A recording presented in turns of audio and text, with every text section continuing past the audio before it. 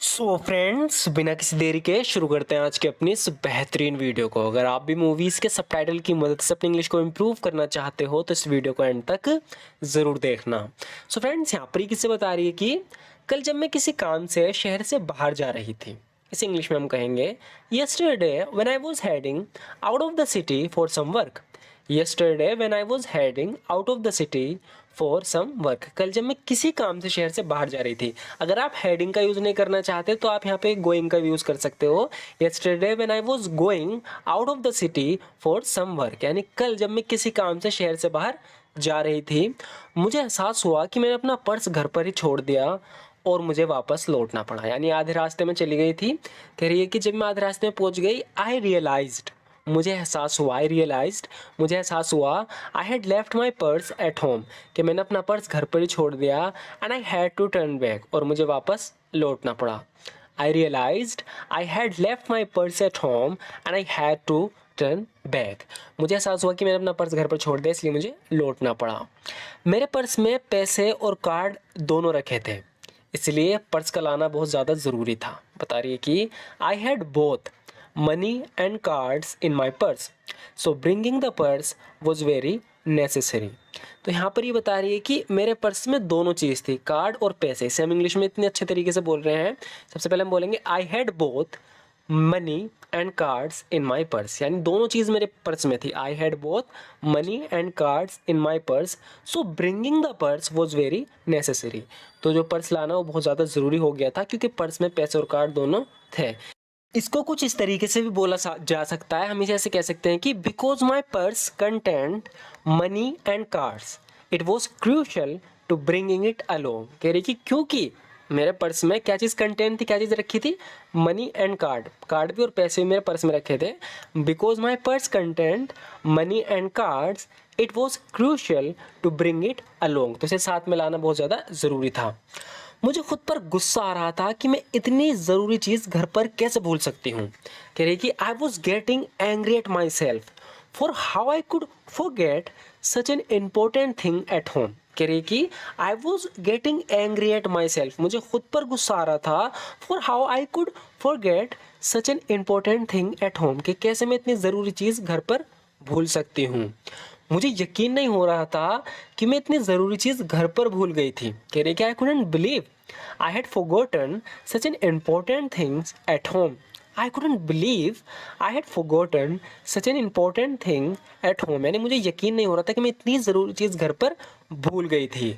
I couldn't believe I had forgotten something so important, ऐसे बोल सकते हैं कि I couldn't believe I had forgotten something so important, मुझे यकीन नहीं हो रहा था इतनी ज़रूरी चीज़ मैं घर पर कैसे भूल सकती हूँ। फिर मैं घर की तरफ वापस चली अपना पर्स लेने। कह रही है कि जब रास्ते में मुझे याद आया पर्स भूल गई, तो कह रही है कि फिर मैं घर की तरफ वापस चली अपना पर्स लेने। Then I had it back home to get my purse, then I had it back home to get my purse, यानी फिर मैं चली अपने घर की तरफ को, had it back home, then I had it back home to get my purse. फिर मैं पर्स लेने अपने घर की तरफ चली। फिर मैं घर की तरफ वापस चली अपना पर्स लेने, इस तरीके से बोल सकते हैं हम। Then I went back in the direction of home to grab my purse. Grab मतलब पर्स को उठाना, लेके चलना। तो यहाँ पर ये बता रही है कि या तो आप हैड बैग का यूज़ करोगे, then I had it back home to get my purse, तब मैं घर की तरफ चली अपना पर्स लेने, या हम गो की जो सेकंड फॉर्म होती है वेंट, हम बोलेंगे then I went back in the direction of my home. फिर मैं अपने घर की तरफ चली, direction of my home to grab my purse, अपना पर्स ग्रैब करने यानी लेने। घर वापस लौटते समय ट्रैफिक और भी ख़राब लग रहा था, यानी जो ट्रैफिक था वो बहुत ख़राब हो गया था, मतलब बहुत ज़्यादा ट्रैफिक हो गया था। बता रही कि traffic seemed even worse on my way back home, on my way back home, यानी जब मैं वापस घर जा रही थी। आखिरकार घर पहुंचकर मैं अपना पर्स लेने के लिए अंदर भागी। बता रही है कि आखिरकार घर पहुंचकर मैं अपना पर्स लेने के लिए अंदर भागी, क्योंकि जल्दबाजी में थी तो भाग कर गई। इसके लिए हम बोलेंगे I rushed inside to grab my purse. बता रही कि finally reaching home I rushed, यहाँ पे भाग कर गए तो इसलिए रश्ड बोलेंगे। I rushed inside to grab my purse, finally reaching home I rushed inside to grab my purse. आखिरकार घर पहुंचकर अपना पर्स लेने के लिए मैं भाग कर अंदर गई। अपना पर्स लेने के बाद मैं जल्दी से शहर की ओर वापस चल दी। After grabbing my purse I hurriedly had it back toward the city. After grabbing my purse यानी अपना पर्स लेने के बाद, I hurriedly headed back toward the city, मैं जल्दी शहर की तरफ वापस चल दी। ये एक राहत की बात थी कि मेरा पर्स ठीक वहीं मिला जहां मैंने छोड़ा था। It was a relief to find my purse exactly where I left it. कह रहे कि इट वॉज अ रिलीफ, ये राहत की बात थी, टू फाइंड माई पर्स, मेरा पर्स का मिलना, exactly where I left it, वहीं पे जहाँ मैंने इसे छोड़ा था, बिल्कुल वहीं मेरे पर्स का मिलना जहाँ मैंने छोड़ा था, एक राहत की बात थी। It was a relief to find my purse exactly where I left it. मैं जानती थी कि मुझे खोए हुए समय की भरपाई करनी होगी।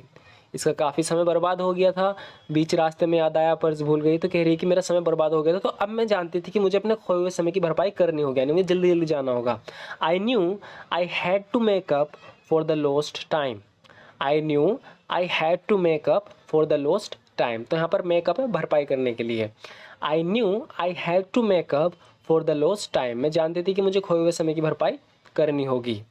मैंने अपनी देरी के बारे में जानकारी देने के लिए अपने साथी को फ़ोन किया, यानी जिससे मैं मिलने जा रही थी उसे मैंने बताया कि भाई मुझे देर हो जाएगी। बता रही कि I called my colleague, colleague मतलब साथी, आई कॉल्ड माई कलीग, मैंने अपने कलीग को कॉल किया, टू अपडेट, उसे जानकारी देने के लिए, अपडेट करने के लिए, update them on my delay, अपने डिले पे, कि मैं देर हो जाऊंगी, उसे डिले बोलते हैं ना, देरी होना।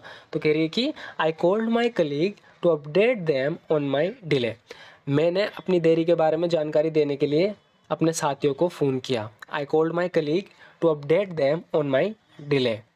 उन्होंने मुझे यकीन दिलाया कि सब ठीक है और जल्दबाजी मत करो, यानी जैसे अपने दोस्तों को बताया, उन्होंने कहा कोई बात नहीं, तुम जल्दबाजी मत करो, सब ठीक है। दे अश्योर्ड मी, अश्योर्ड यानी यकीन दिलाना, दे अश्योर्ड मी यानी उन्होंने मुझे यकीन दिलवाया, इट वॉज ऑल राइट, कि सब ठीक है, एंड नॉट टू रश, कि रश मत ना करें, जल्दबाजी ना करें। They assured me it was all right and not to rush. मैंने खुद से भविष्य में और अधिक ऑर्गेनाइज्ड रहने का वादा किया। I promised myself to be more organised in the future. I promised myself to be more organised in the future, यानी मैंने खुद से वादा किया कि मैं आगे से ऐसी गलती नहीं करूँगी, कुछ भी ऑर्गेनाइज रहूँगी। तो बता रही कि I promised myself to be more organised in the future. उस दिन को याद करते हुए मुझे एहसास हुआ कि छोटी छोटी असफलताएं हमें कैसे मूल्यवान सबक सिखा सकती हैं। कह रही कि reflecting on that day, reflecting on that day का मतलब है कि उन दिन को याद करके, उस दिन को याद करके, किस दिन को याद करना है, उस पर रिफ्लेक्ट करना।